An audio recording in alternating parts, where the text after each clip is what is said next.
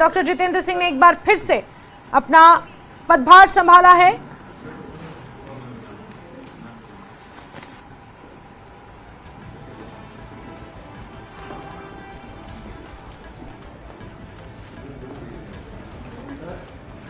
बधाई देने वालों का तांता लगा हुआ है। डॉक्टर जितेंद्र सिंह केंद्रीय राज्य मंत्री स्वतंत्र प्रभार के रूप में उन्होंने शपथ ग्रहण की थी और मोदी 3.0 में एक बार फिर से अपना पदभार उन्होंने संभाला है। बड़ी जिम्मेदारी एक बार फिर से उन्हें मिली है।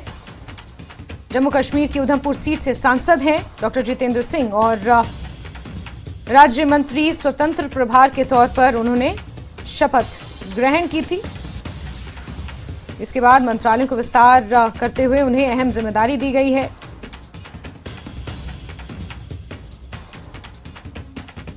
डॉक्टर जितेंद्र सिंह को मोदी कैबिनेट 3.0 में विज्ञान एवं प्रौद्योगिकी मंत्रालय के राज्य मंत्री स्वतंत्र प्रभार, पृथ्वी विज्ञान मंत्रालय के राज्य मंत्री स्वतंत्र प्रभार, प्रधानमंत्री कार्यालय में राज्य मंत्री, कार्मिक लोक शिकायत और पेंशन मंत्रालय में राज्य मंत्री, साथ ही साथ परमाणु ऊर्जा विभाग में राज्य मंत्री और अंतरिक्ष विभाग में राज्य मंत्री की जिम्मेदारी सौंपी गई है। और अपना कार्यभार संभालते हुए आप ये तस्वीरें देख रहे हैं जहां बधाई देने वालों का तांता भी लगा हुआ है और एक बार फिर से उन्होंने यहां पर अपना पदभार ग्रहण किया है।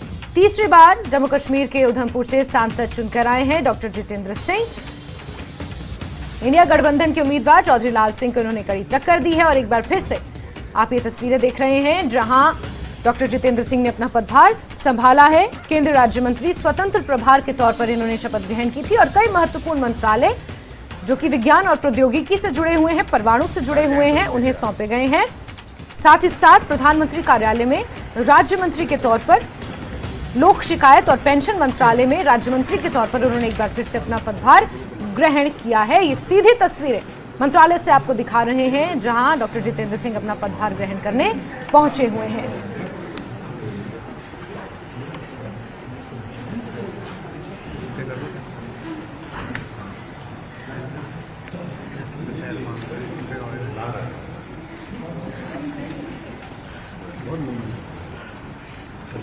भारी मतों से जीत दर्ज करके पहुंचे हैं।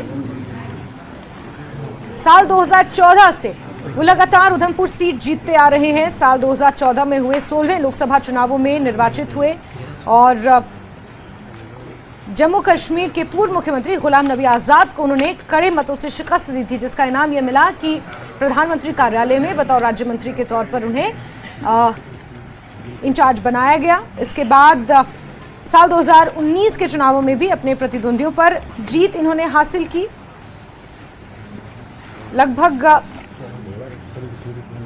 61,000 से ज्यादा के वोटों से उन्होंने जीत दर्ज की थी और इस बार 2024 लोकसभा चुनावों में भी उन्होंने चौधरी लाल सिंह को हराकर एक बार फिर से जीत दर्ज की है। जम्मू कश्मीर की उधमपुर सीट से और उधमपुर का प्रतिनिधित्व करते हैं और एक बार फिर से अपना पदभार यहां पर उन्होंने ग्रहण किया है। ये सीधी तस्वीरें आपको दिखा रहे हैं। पेशे से डॉक्टर हैं और अब एक राजनेता के तौर पर यहां पर शपथ ग्रहण कर रहे हैं। तीसरी बार पदभार वो संभाल रहे हैं। ये सीधी तस्वीरें उनके कार्यालय से आपको दिखा रहे हैं। साथ ही साथ आपको ये बताते चले कि कई महत्वपूर्ण मंत्रालयों की जिम्मेदारी उनके कंधों पर है। खास तौर पर अगर बात की जाए विज्ञान एवं प्रौद्योगिकी मंत्रालय की बात की जाए तो बीते टेन्योर में भी उनके सानिध्य में, उनके मार्गदर्शन में और उनके सपोर्ट के साथ जिस तरह से भारत ने अंतरिक्ष के क्षेत्र में कई सफलताएं हासिल की और एक बार फिर से प्रधानमंत्री कार्यालय में राज्य मंत्री के तौर पर अपना पदभार ग्रहण कर रहे हैं। साथ ही साथ कार्मिक लोक शिकायत एवं पेंशन मंत्रालय में राज्य मंत्री के तौर पर अपनी जिम्मेदारी ग्रहण करते हुए नजर आ रहे हैं। परमाणु ऊर्जा विभाग में भी राज्य मंत्री और अंतरिक्ष विभाग में राज्य मंत्री की जिम्मेदारी इन्हें इस बार भी दी गई है। मीडिया से बहुत जल्दी मुखातिब होंगे, क्या कुछ कहेंगे देखना सुनना महत्वपूर्ण रहेगा। और इसी के साथ आज कई मंत्री अपना पदभार ग्रहण करेंगे, जिसमें हिमाचल प्रदेश से जगत प्रकाश नड्डा भी हैं, जिन्हें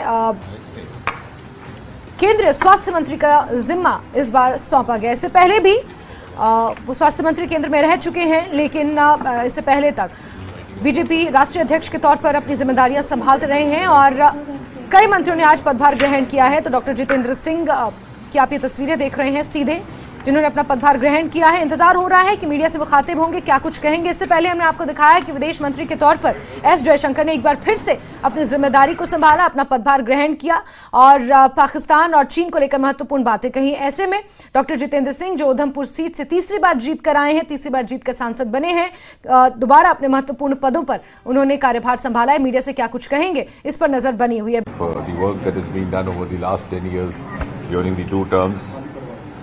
And sitting as we are over here in the Department of DOPT, you would appreciate that the last 10 years have witnessed a series of revolutionary governance reforms happening under the guidance of Prime Minister Modi, which were basically inspired by the spirit of minimum government, maximum governance, and increasing citizen centricity to bring ease of living for each and every citizen of this country. You would recall, if I just have to cite one or two instances, soon after this government came in on the 26th of May 2014, the first term, one of the earliest decisions taken by the Honourable Prime Minister was to do away with the age-old convention of getting the certificates and the documents attested by the gazetted officers. And that was a message sent out across the country that look here, now we have someone in the form of Prime Minister Modi who has the capacity to trust the youth of this country. Soon thereafter, this department is also credited for having done a fast-track exercise and by the Prime Minister's directions, having abolished interviews in the selection of jobs in order to bring in a fair play, the level playing field for every section of society. This is also the department which is credited for having come out with the landmark Mission Karm Yogi and a series of Rozgar Melas. And I'm sure as we move on, and of course the sister department for administrative reforms and public grievances and pensions has emerged as a role model as far as the grievance redressal is concerned, which is now being emulated even by the other countries of the world. We have a CP GRAM in place, which is a fast-track grievance redressal mechanism, and a huge series of reforms in the pensions, which were not actually addressed earlier, particularly in case of the family pension of the divorced daughters, the separated daughters, the Divyangs, the missing employees, etc. And I think in a nutshell, I would rather say that over the last 10 years, and we will continue this under the guidance of Prime Minister Modi, this department would be credited for having done away with a lot many rules, regulations which were there earlier. Most of the governments, most of the former ministers and officials take credit in recalling the new legislation, the new laws brought in by them. Here we have a department which has done away with many of the such rules and laws which had become obsolete with the passage of time. At the same time, this is the department which also brought in the Prevention of Corruption Act in the very first term, and that was an act which was amended almost 30 years after it was first enacted in 1988. So the amendment was brought in 2018 to make it more stricter, going by Prime Minister's resolve of zero tolerance towards corruption, and at the same time also providing a work-friendly environment for the performing officers. And I think another hallmark has been the increasing use of technology. Our file clearance time has considerably reduced, and our almost 90% to 100% working is online, which is also the reason that during the COVID times, there was not a pendency of a single day, even while many of us were working from home. So I'm sure Almighty will give us the capacity and the wisdom to carry forward Prime Minister's mission for 2047. जैसा कि आप जानते हैं कि गत 10 वर्षों में प्रधानमंत्री श्री नरेंद्र मोदी जी के नेतृत्व में एक के बाद एक अनेकों सुशासन संबंधी सुधार लाए गए। मिनिमम गवर्नमेंट मैक्सिमम गवर्नेंस के मंत्र के आधार पर काम करने का प्रयास हुआ, जिसमें अधिक से अधिक नागरिक की भागीदारी रहे।